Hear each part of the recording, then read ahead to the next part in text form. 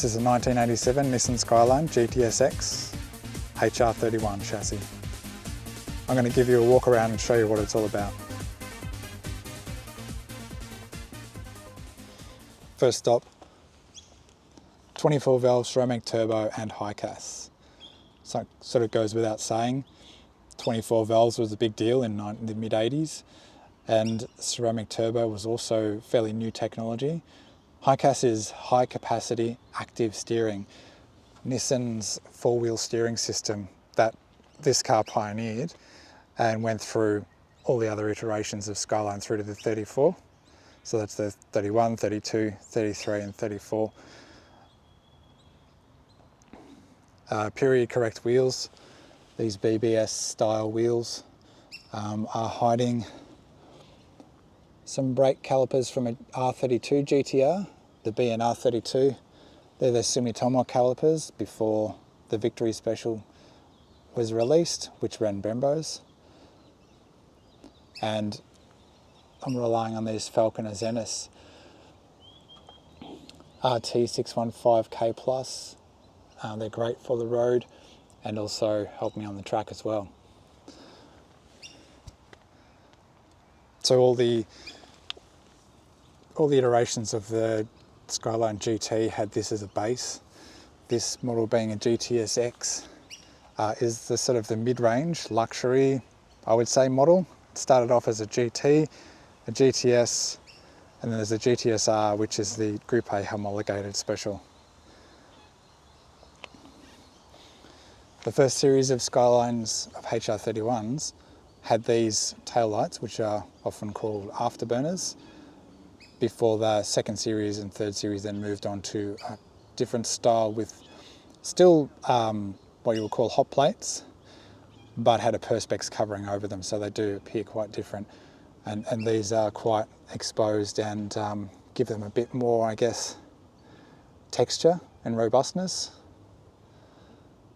I've put the JAF sticker on there because I love JAF. I think it's an interesting organisation that not only look after the roads and their authority in Japan, but also motorsports as well. So they hold a lot of different credentials and governance over motoring in Japan. This sticker is not normally on the car. I've put this on here because I'm competing in some hill climbs, and that's a requirement because my battery is in the boot and I have an isolator switch. The muffler is difficult to see, but that's a Magnaflow single entry dual exit exhaust. This little guy is Kumamon. He is the ambassador for the disaster relief from Kumamoto, part of Japan, after they had devastating volcanic explosions, earthquakes and so on. 2010, 2015 perhaps? And Super GT supported the relief for Kumamoto. Kumamoto being based on Kyushu, one of the most famous racetracks in Japan, being Autopolis, is in the Kyushu island. Opening up these long coupe doors. Previous owner has cut holes in here, which I would never have done. And they also mounted some crossovers in here, which is unfortunate. I've got to get these smoothed over or fixed by an interior specialist. The seats would normally be matching, but considering I'm competing in a few motorsport events, I've got the race seat in here. The driver's seat is electric adjustable with lumbar section and side support as well. There's a switch normally on the inside of the seat to control that. I've tried to restore as much of the interior as I can to what it would have been back in the day. So I sourced this radio, which would have been one of the options at the time. The gear knob is not original, but I've chosen that because I'm a massive Carlos Sainz fan, and I bought this about 25 years ago in the early 2000s.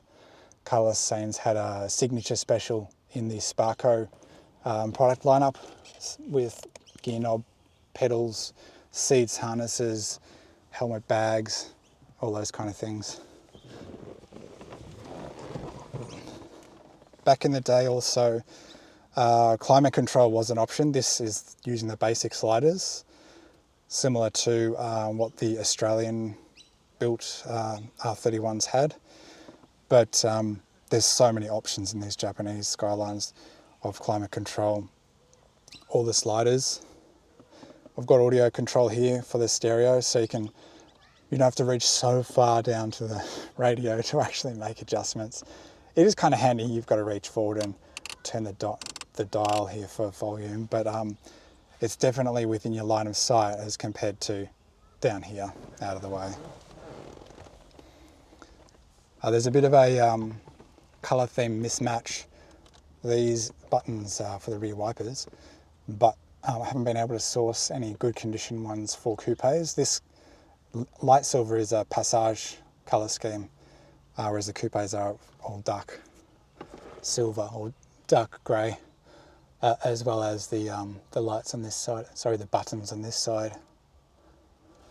One of the obvious things is that I have not been able to source a good original leather-bound steering wheel, which the Skylines had, which were actually really nice.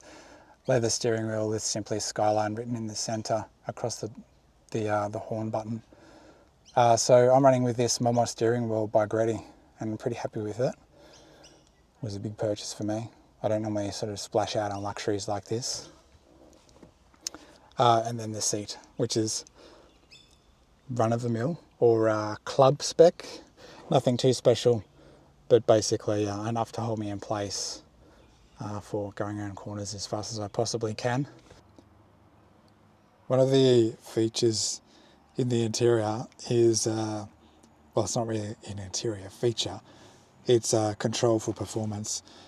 Unfortunately, this is worn quite a bit, but there's a turbocharger symbol.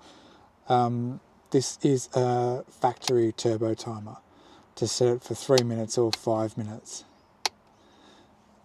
And here, these cars were fitted with electric adjustable shock absorbers, so you could run soft, medium or hard. It was pretty impressive, especially for the time, and quite effective. My first HR31 that I had in the early 2000s still had this working, and you could definitely feel the difference between those three modes. And then here we go, the switch for the auto spoiler. So under normal driving conditions, the GT auto spoiler would come down at 70 kilometers an hour. Might be like 79, 78, I can't quite remember.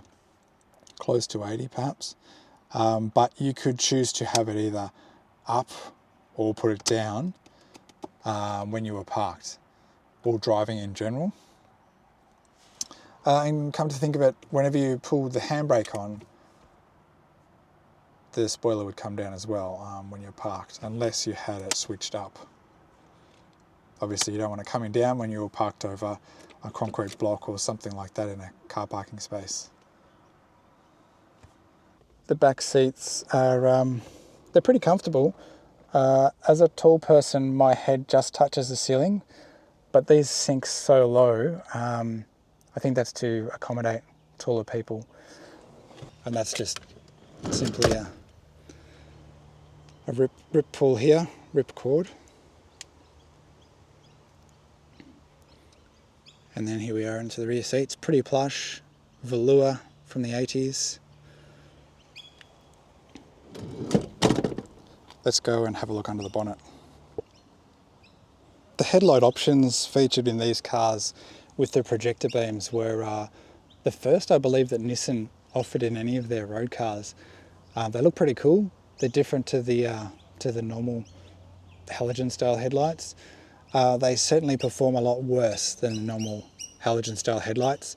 These projector beams don't really project with much intensity, but they look cool.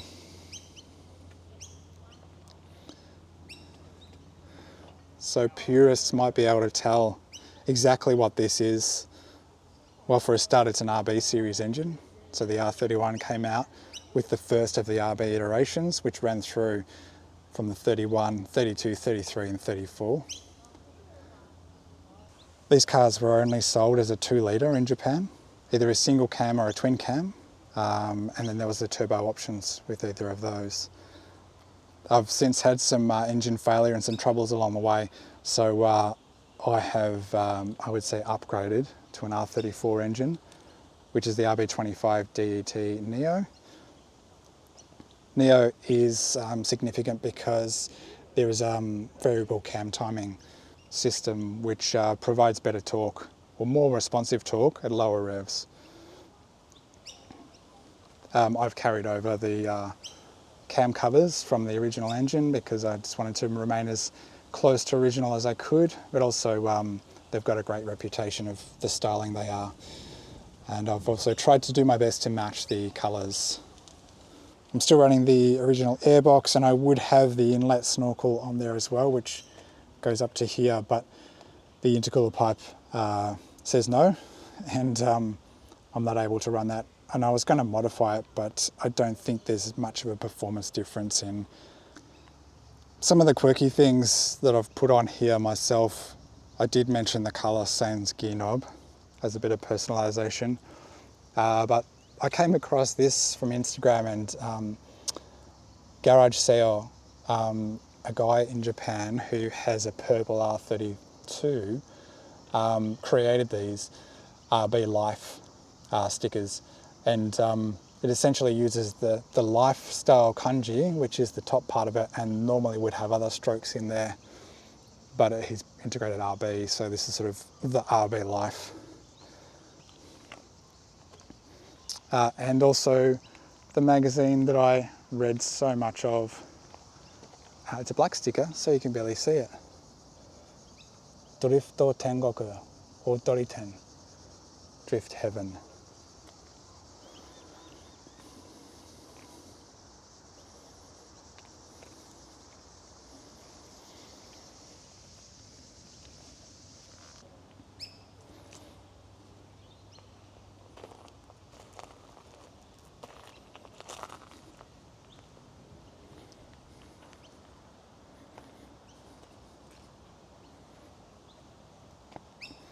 And just to prove we are in Australia, there are some koalas up in this tree which people have been stopping to look at, but this wide angle lens won't really pick them up, but believe me, they're there.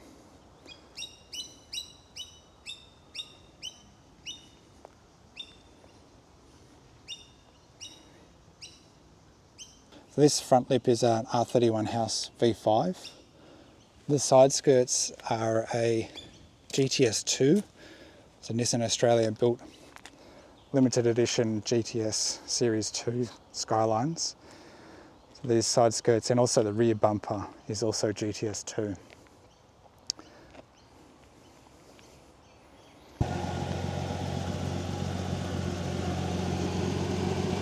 They're still too new.